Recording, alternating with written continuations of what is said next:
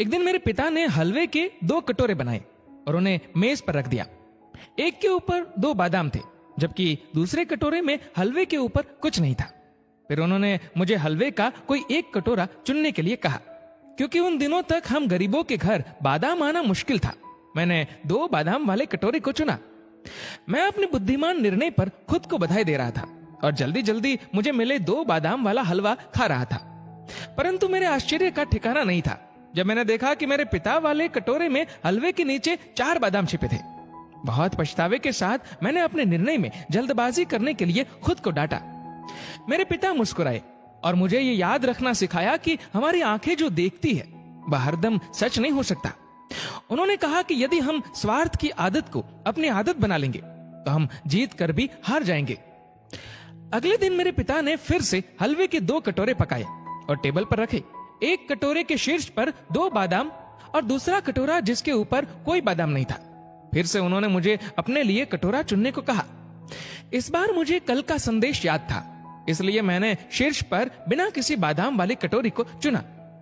परंतु मेरे आश्चर्य करने के लिए इस बार इस कटोरे के नीचे एक भी बादाम नहीं छिपा था।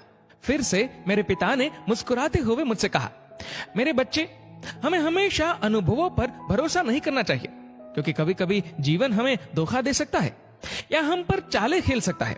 स्थितियों से कभी भी ज्यादा परेशान या दुखी ना हो, बस अनुभव को एक सबक के रूप में समझे जो किसी भी पाठ्य पुस्तकों से प्राप्त नहीं किया जा सकता है। तीसरे दिन मेरे पिता ने फिर से हलवे के 2 कटोरे पकाए। पहले 2 दिन की ही तरह एक कटोरे के ऊपर 2 बादाम और दूसरे के शीर्ष पर कोई बादाम नहीं।